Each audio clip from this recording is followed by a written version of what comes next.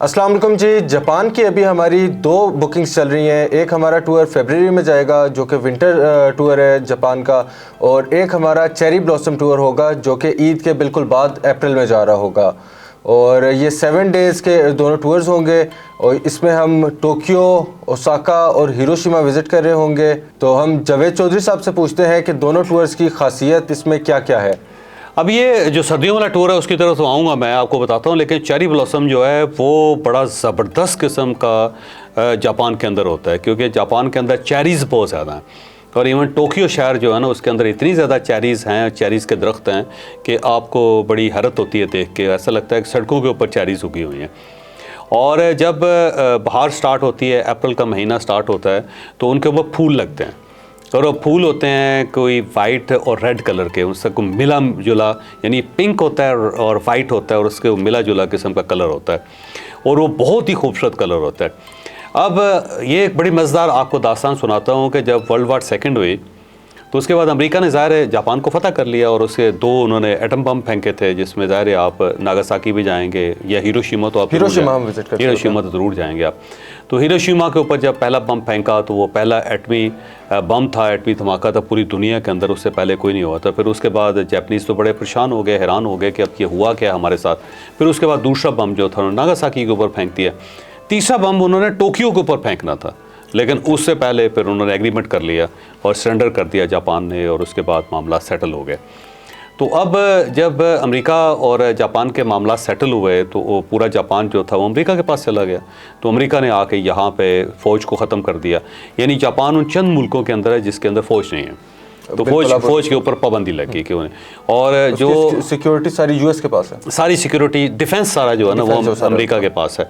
और हर साल Japan America को $10 बिलियन देता है डिफेंस के लिए, और इसलिए उनके कुछ अड्डे भी हैं वहाँ पे अमेरिका के जापान के अंदर, जिनकी सैलरीज वगैरह या उनकी जो फूड है वो बाकी सब भी जापान के ऊपर ज़िम्मे है। और $10 अरब जो हैं वो इसके अलावा पे करते हैं उनको। तो उसके बाद जापानीज़ ने इस तरह किया कि जब अमेरिका जाना शुरू किया उन्होंने उस वक्त डायलॉग्स के लिए, तो उन्होंने देखा कि वाशिंगटन शहर जो है उसके अंदर चेरीज़ नहीं है। तो उन्होंने फिर अमेरिका को गिफ्ट किया। उन्होंने कहा जी हम आपको एक गिफ्ट करना चाहते हैं। तो अमेरिकन से कहा क्या गिफ्ट करना है? उन्होंने कहा जी हम आपको चेरीज़ के पौधे जो है गिफ्ट करना चाहते हैं। तो अमेरिकन से कहा ठीक है गिफ्ट भी करें और यहाँ पर आके लगाएँ भी। तो फिर जापान ने अपने एक्सपर्ट्स भेजे और 7 चेरीज़ के पौधे भेजे जापानीज़, और वो यहाँ से वाशिंगटन गए और वाशिंगटन में लगाए गए।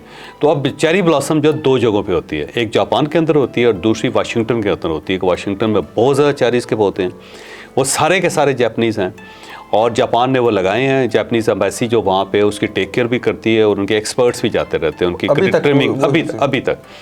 और जब अप्रैल के अंदर वहाँ अमेरिका के अंदर भी चेरी ब्लॉसम होता है तो वो अमेरिकन जो होते हैं वो याद करते हैं कि यार हमने बड़ा जुल्म किया था जापान के ऊपर, लेकिन जापान ने जो गिफ्ट हमारे ऊपर भेजा, जो हमें भेजा, वो फूलों का गिफ्ट है।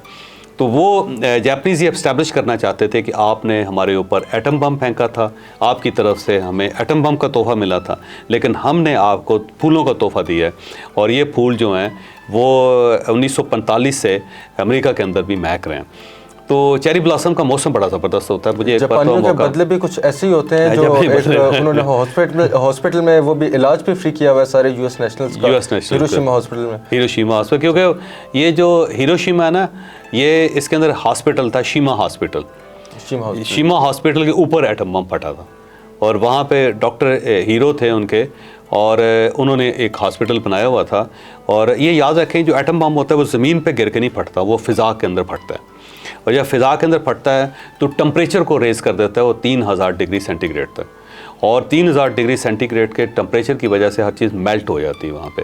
तो उसने इस तरह किया कि जब वो फ़िज़ा के ऊपर फटा बिल्कुल, तो उसने टेम्परेचर बढ़ा दिया। इतना ज़्यादा टेम्परेचर हिरोशिमा का बढ़ गया कि हर चीज़ टूट गई वहाँ पे, बिल्डिंग्स कोलैप्स कर गई, जो लोहे के पुल थे वो गल गए और लोग मर गए। वो 5-6 किलोमीटर का जो इलाका था, रेडियस था, उसके अंदर कोई चीज़ नहीं बची, इतना ज़्यादा खौफ पिघल गया। तो जब हम म्यूजियम में जाते हैं तो हमारे ग्रुप देखता भी है वहाँ पे सब कुछ, सारे जो हालात थे उस टाइम के।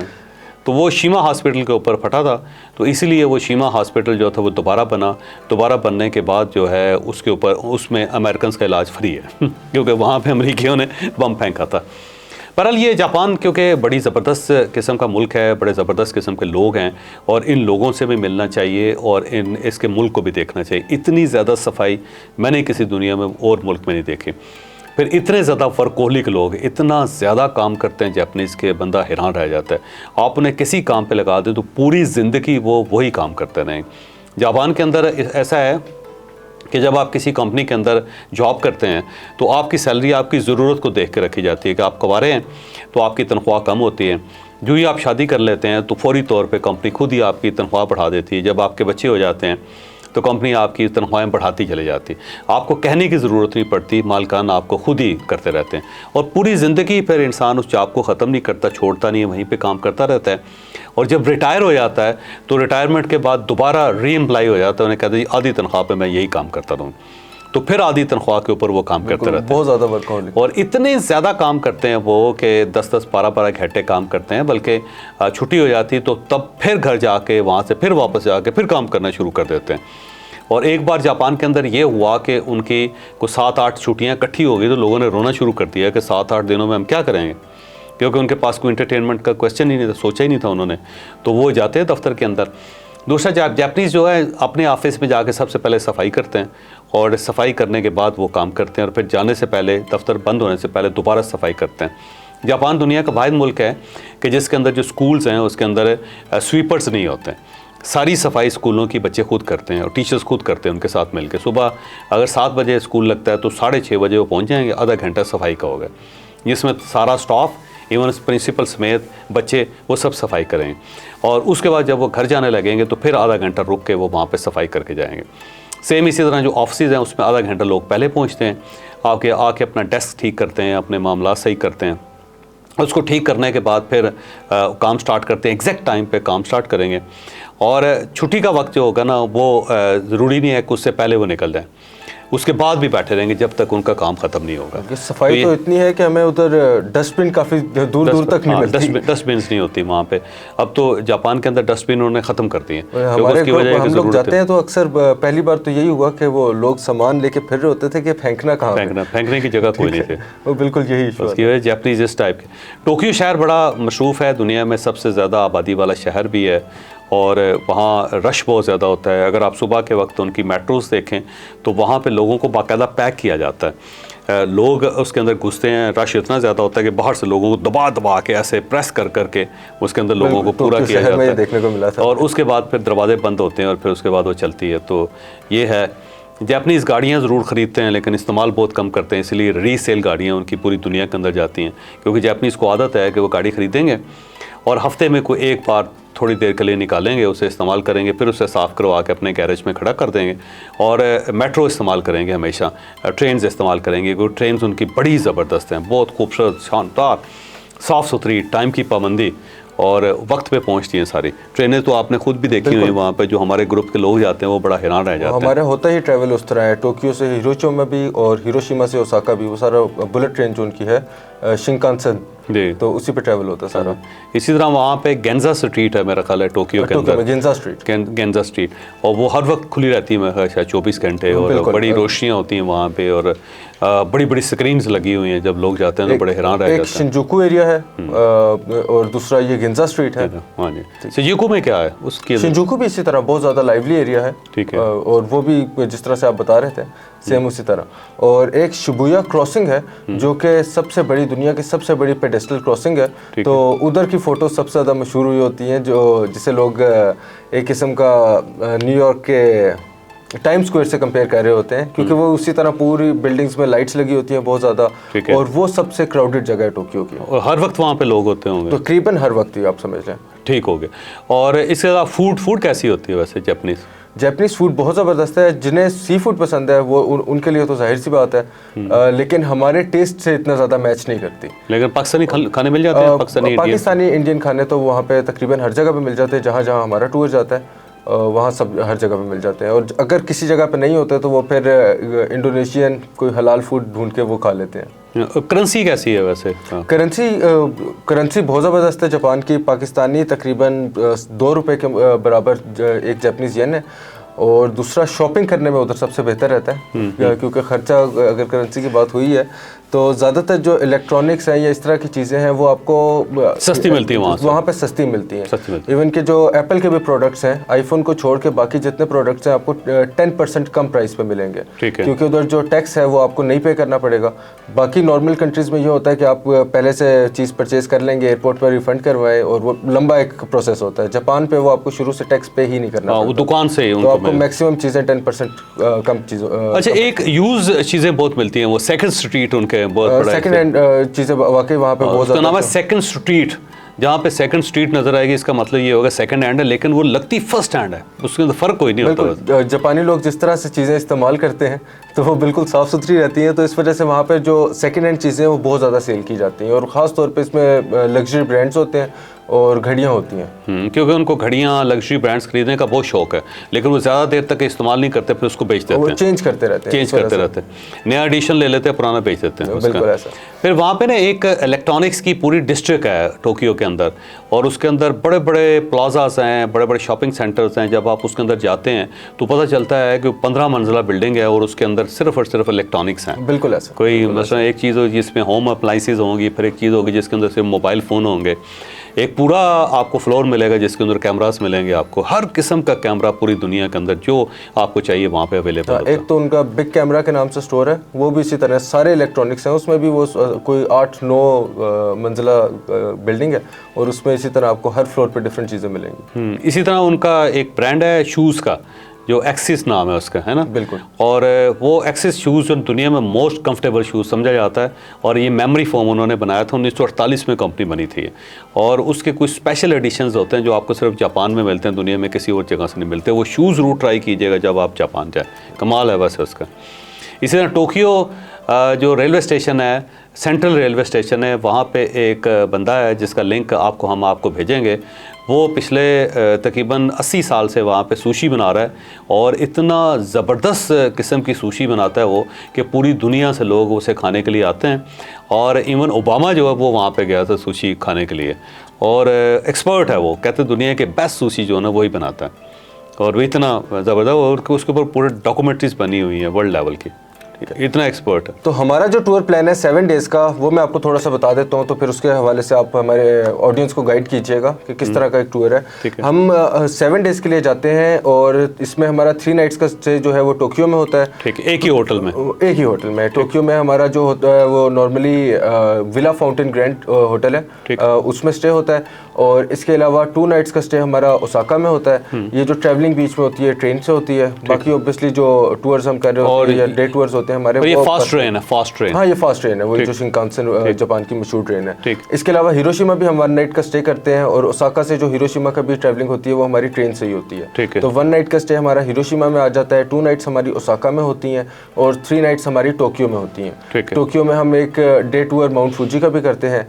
और उसके अलावा बाकी सिटी विजिट करते हैं। लेकिन अगर लोग इंटरेस्टेड हों तो उन्हें हम डिज्नी सी या डिज्नी वर्ल्ड भी लेके जाते हैं। और इसी तरह ओसाका में ओसाका का पूरा विजिट होता है, और या तो हम डे विजिट कोबे का करवाते हैं या फिर नारा और क्योटो का करवाते हैं। तो वो ग्रुप टू ग्रुप वेरी करता है, जो लोग जिस साइड पे ज़्यादा इंटरेस्टेड हों। और हिरोशिमा एक पूरे दिन का विज़िट होता है, तो उसमें हम हिरोशिमा जहाँ पे जो एटॉमिक बॉम्ब डोम था वो विज़िट करते हैं, उसका म्यूज़ियम वगैरह। और एक मियाजिमा आइलैंड है वहाँ पे, बहुत खूबसूरत आइलैंड है वो, उसका भी हमारा विज़िट होता है। तो ये कोबे ज़रूर जाइएगा, अगर आप कोबे जाएंगे तो कोबे स्टेक होता है, दुनिया का बेस्ट स्टेक है, दुनिया का सबसे महंगा भी है। और जो कोबे गाय है वो उसे ख़ास तरीके से डेवलप किया जाता है, उसे सिर्फ पूरी ज़िंदगी बियर पिलाई जाती है, उसे पानी नहीं पिलाया जाता, और उसके लिए बाकायदा मसाज मशीनें होती हैं, उनकी टेक केयर की जाती है, उनको ख़ास किस्म का चारा खिलाया जाता है, और उनका गोश्त होता है बहुत ज़्यादा को एक्स्ट्रा सॉफ्ट होता है। तो कोबे के अंदर कोबे स्टेक्स पे बहुत बड़े बड़े स्टेक्स हैं वहाँ पे, जब आप जाते हैं तो मेरा ख्याल है आपको 1 लाख या 2 लाख येन का मिलेगा थोड़ा सा पीस। नहीं, बल्कि कंपैरेटिवली अक्सर कोबे में सस्ता मिल जाता है कुछ जगहों से, क्योंकि आप वो हलाल बीफ लेके उसमें खुद से रेस्टोरेंट को देना पड़ता है आपको, और वो बना के दे देते हैं। तो वो कोबे में फिर भी कंपैरेटिवली कभी कभी सस्ता मिल जाता है। टोक्यो में हलाल कोबे बीफ बहुत ज़्यादा महंगा है, बहुत महंगा, वो मिनिमम कोई आपको 1 लाख येन से स्टार्ट होता है, यानी 2 लाख रुपए का मिलेगा मिनिमम। 2 लाख, और थोड़ी देर में आप खा जाते हैं। मैं गया था कोबे खाने के लिए, कोबे के अंदर क्या मज़ेदार। फिर कोबे के अंदर पहली मस्जिद है वहाँ पूरे जापान की, और वो जापानीज़ के अंदर, जापान के अंदर जो मस्जिद बनाई थी मुसलमानों ने वो कोबे के अंदर है। और उस मस्जिद का कमाल ये है कि कोबे के अंदर एक ज़लज़ला आया था जिसमें सारी बिल्डिंग्स गिर गई थी स्वाय उस मस्जिद के, और जब जंग भी हुई वर्ल्ड वार सेकंड भी, तो पूरे शहर के ऊपर अटैक हुआ था, बहुत सारी बिल्डिंग्स गिरी, लेकिन जो फ़ौज थी वो उनकी मस्जिद के अंदर पनाह गज़ीन हो गई थी और मस्जिद नहीं गिरी, उसके ऊपर अटैक हुआ लेकिन किसी किस्म का नुकसान नहीं हुआ। तो उस मस्जिद की बरकत से उनके फ़ौजी भी बच गए थे, इसलिए जो जापानीज़ अफवाज हैं या पुराने लोग हैं वो उस मस्जिद की बहुत ज़्यादा इज़्ज़त करते हैं। तो हमारे 2 टूर्स जा रहे हैं, एक ये फरवरी में जा रहा है, ये सर्दियों का टूर है। माउंट फूजी जब आप जाएंगे तो आप उसे जमा हुआ देखेंगे तो आपको बड़ा अच्छा लगेगा, और वहाँ पे स्केटिंग भी हो रही होगी, लोग गर्म कपड़े पहन के ठंडे मौसम में फिर रहे होंगे, तो आप उसको ज़रूर देखें। वहाँ छोटे छोटे टाउन्स हैं और इतने खूबसूरत टाउन्स हैं कि आप देख के हैरान ही रह जाते हैं। और उसके बाद फिर जो चेरी ब्लॉसम्स का मौसम है वो तो एक्सीलेंट है, पूरी दुनिया से वहाँ पर टूरिस्ट जाता है अप्रैल में, तो अप्रैल के महीने में भी हमारा टूर जा रहा है। और नंबर आपके पास आ गया है, फौरी तौर पे रब्ता करें और अपनी सीट रिज़र्व करवाएं, क्योंकि जो चेरी ब्लॉसम की बुकिंग है वो बहुत पहले करवानी पड़ती है। ये ऐसा नहीं है कि आप अप्रैल के महीने में वहाँ चले जाएंगे और आप उसको इंजॉय कर सकेंगे, ये आपको आज ही फैसला करना पड़ेगा। और दूसरा ये है कि जापान एक ऐसी डेस्टिनेशन है कि जब आप वहाँ चले जाते हैं तो आपके लिए यूरोप का वीज़ा आसान हो जाता है, आपके लिए अमेरिका का वीज़ा आसान हो जाता है। सबसे ज़्यादा इसका असर जो है वो अमेरिका के वीज़ा पे आता है, क्योंकि हमारे काफ़ी सारे लोग जो गए हैं उनके वापस आके हमने अप्लाई करवाए हैं, कुछ ने खुद से अप्लाई किए हैं, तो सबका यूएसए का वीज़ा अभी तक किसी का उसमें रिफ्यूज़ नहीं हुआ।